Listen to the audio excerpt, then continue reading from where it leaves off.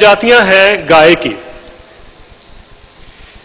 और ऐसी ऐसी प्रजातियां हैं जिनका अपने ही इलाके में बहुत बड़ा एक योगदान होता है।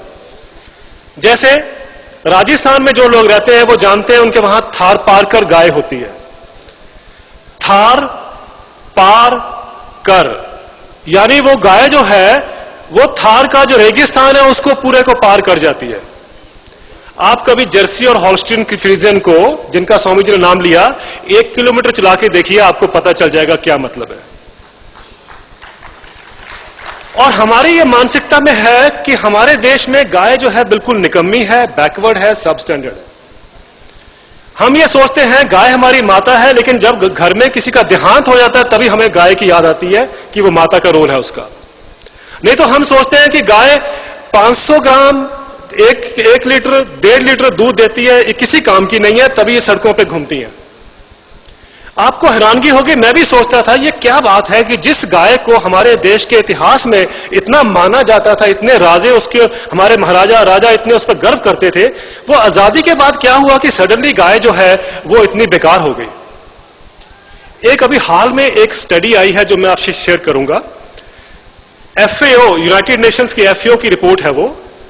उसने ये बताया कि ब्राजील, जो कि हमारे से दुनिया का आधा रास्ता है, Brazil has become the biggest exporter of Indian breeds of cows।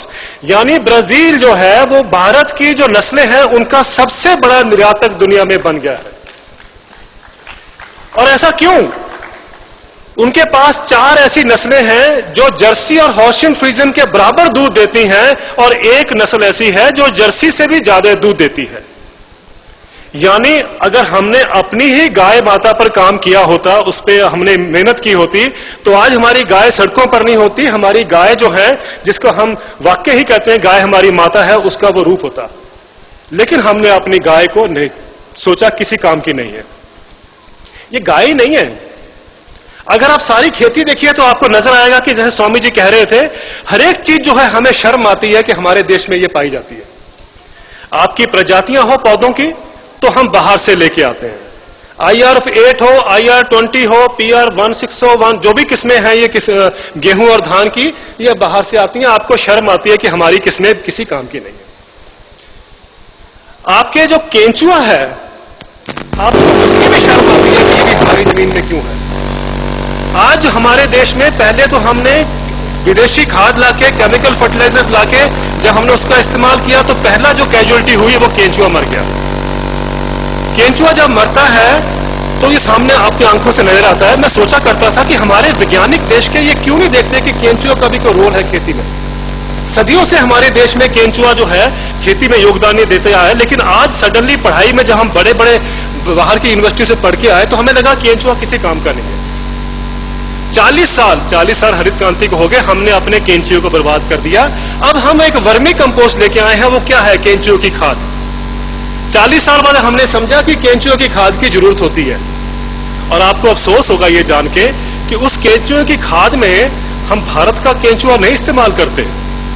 हम अफ्रीका से केंचुआ लाते हैं, या हम फिलीपीन से केंचुआ लाते हैं, या हम चीन से लाते हैं। हमारे देश का केंचुआ भी निकम्मा है। और ये केंचुआ ही नहीं है, बकरी की नस्लें देख लीजिए तो हमारी बकरी की नस्लें सब बेकार हैं। हम बाहर से बकरी लाके उसको क्रॉस करते हैं। भेड़ की नस्लें देख लीजिए तो हम भेड़ की नस्लें बाहर से लाते हैं। ऑस्ट्रेलिया से हम मेरिनो लेके आए, हमने सारी भेड़ें क्रॉस कर दी। हमारी अपनी जो उसकी नस्लें थी वो लुप्त हो गई।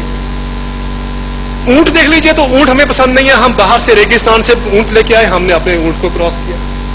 हमारे घोड़े हमें पसंद नहीं आए, हमने पर्शिया से घोड़े लाए, हमने अपने घोड़ों को क्रॉस किया। हमें खरगोश पसंद नहीं आए, हमने खरगोश भी बाहर से लाए, खरगोश भी क्रॉस किए। और तो और आपको जान के चंबा होगा कि हमारे देश में हमको अपना गधा भी पसंद नहीं। अब हम गधा भी बाहर से लाके अपने गधे को क्रॉस कर रहे हैं ताकि उसकी नस्ल को भी हम इंप्रूव करें। ये क्या हो गया है इस देश में? क्यों हम अपनी ही जो हमारे पास संपत्ति है, जो जेनेटिक बायोडाइवर्सिटी है, उसी पे हमें शर्म आती। और ये मत सोचिए कि ये पौधों तक सीमित था या ये जानवरों तक सीमित था। अब आदमी की बारी भी आ गई है। एक अभी हाल में अध्ययन हुआ बॉम्बे में, उसमें बताया गया कि पिछले 11 साल पहले हमारे देश के जो अमीर लोग हैं उनको, जैसे स्वामी जी ने कहा, गोरी चमड़ी से बहुत लगाव आ गया, उनको अब अपने देश की बहू और बेटियां जो हैं, अपनी बेटियां और लड़कियां जो हैं, अब बहुएं नहीं अच्छी लगती वो। यानी उसमें पाया गया कि 10% फैमिलीज जो थी उनकी जो बहुएं थी वो बाहर से आ रही थी। और 2005 में उस स्टडी में पाया गया कि 26%, 10% से बढ़ के अब 26% लोगों की बहुएं जो हैं वो बाहर से आ रही हैं। हमें अपने बहनों और भाइयों पे भी अब शर्म आने लग पड़ी है। ये कैसा देश है? ये देश इसलिए ये है कि हमने जो संपदा जो हमारी खेती की है उसको हमने कभी समझा नहीं। जो गांव की परिभाषा है उसको हमने कभी सोचने की कोशिश नहीं की। और देखिए हम क्या करने जा रहे हैं। ये कहा जाता है कि गांव में हमारा देश जो है उसका गांव में जीवन है और गांव के जो लोग हैं वो संपन्न है और उनको हमें खेती करके उनको निकालना है बाहर। ये सब आप बातें सुनते आए हैं। 40 साल आज हरित क्रांति के हो गए हैं। आपको ये जान के हैरानी होगी कि हमारे भारत का जो एक औसतन किसान है उसकी आमदनी क्या है। 40 साल हमने उसको कहा कि तुम केमिकल फर्टिलाइजर डालो, फिर तुम पेस्टिसाइड डालो, तुम ये उन्नत किस्त में इस्तेमाल करो, तुम ट्रैक्टर का इस्तेमाल करो, ये सब कुछ हमने उससे करवाया। लेकिन आपको ये जान के हैरानगी होगी कि हमारे देश की औसतन किसान की जो मासिक आय है, जो नेशनल सैंपल सर्वे ऑर्गेनाइजेशन ने आंकी है, 2115 रुपए। बहुत से लोग इस कक्ष में ऐसे होंगे जिनके पास जो सुबह माई साफ करने आती है, बर्तन या घर का पोछा लगानी आती है, वो 2000 रुपए ले जाती है 1 घंटा काम करने के। हमारे देश का किसान पांच मेंबर अपनी फैमिली के महीने भर काम करता है तो उसकी इनकम कितनी है? 2000 रुपए। क्या इस देश को शर्म नहीं आनी चाहिए? अगर 2000 उसकी मासिक आय है तो बताइए किसान खेती में क्यों खेती करेगा? वो किसान खेती छोड़ के शहरों में क्यों नहीं आएगा? ये सारी सोच ये है कि किसान को खेती से बाहर निकाला जाए और उसको शहरों में धकेला जाए।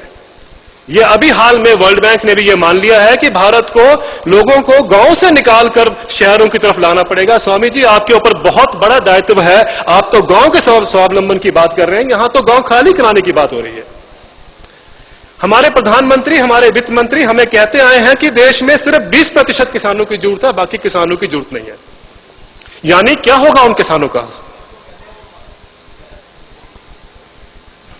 वो शायद ये कहते हैं कि जो बाकी 80% किसान है वो सारे के सारे एक साथ मर जाएं या उनको मार दिया जाए। और वैसे षड्यंत्र भी चल रहे हैं, वैसे व्यवस्थाएं बना दी हैं उन्होंने कि शायद या तो ये मर जाएं या मार दिए जाएं, लेकिन हम इनको न मारने देंगे और न मरने देंगे। जो ऐसे षड्यंत्र रचने वाले हैं शायद वो ही हट जाएंगे। बिल्कुल स्वामी जी, हमें यही आशा है। आज जब हम जिस क्रॉस रोड पे खड़े हैं वो हमें समझने की जरूरत है क्या हो रहा है। आज दुनिया की नीतियां अगर हम देख लें पिछले 40 साल की, 50 साल की, और आज की जिस तरीके से घटनाक्रम चल रहा है बहुत स्पष्ट है। अमेरिका में मैंने एक स्टडी की 2004 में, मैंने अमेरिका में पाया कि उनके पास 9 लाख किसान रह गए थे। 2006 में स्टडी की तो मैंने पाया कि उनके पास सिर्फ 7 लाख किसान खेती में रह गए। 30 करोड़ जनसंख्या है, 7 लाख किसान खेती में रह गए। और देखिए विडंबना अमेरिका की कि 70 लाख लोग किसी भी समय उनके जेल में होते हैं, बेल पे होते हैं या पैरोल पे होते हैं, और सिर्फ 7 लाख लोग खेती करते हैं। अब बाकी खेती जो है वो बड़ी बड़ी कॉरपोरेशन, बड़ी बड़ी मशीनें करती हैं। हमारे देश में 60 करोड़ किसान है, परिवार को हम मिला लें। दुनिया का हर चौथा किसान भारत में पाया जाता है। और अमेरिका का जो मॉडल है वो हम भारत में लेके आ रहे हैं। यानी अमेरिका ने किसानों को खत्म कर दिया तो हम भी चाहते हैं कि हम भी अपने किसानों को खत्म कर दें। यह मानसिकता में है कि किसान जब तक रहेंगे देश की तरक्की नहीं हो सकती, यह कहा जाता है। और इसलिए हमारे देश के इकोनॉमिस्ट कहते हैं कि किसानों को खेती से निकाला जाए, शहरों में चाहे वो रिक्शा चलाएं, चाहे वो मजदूरी करें, लेकिन खेती में इनका कोई तरीका नहीं है, कोई उपाय नहीं है इनका। और जब गांव खाली हो जाएंगे हमारे तो आप समझेंगे इस देश का क्या हाल होगा। लेकिन उस पर हम अभी आते हैं। दुनिया में अगर हम देखें, नाप तोल करें, तो आपके हमारे देश के किसान की, हमारे गांव के जो लोग हैं असली, उनकी अगर हम तुलना करते हैं तो मेरे को कभी अमेरिका के किसान से तुलना करने की जरूरत नहीं पड़ी है। अगर आप उनको अमेरिका की गाय के साथ देखें तो आपको समझ आ जाएगा कि हमारा किसान कहां पर। अमेरिका में जब आप एक गाय रखते हैं तो उसको जो आप उसको भोजन खिलाते हैं, जो उसको फीड खिलाते हैं, उसके लिए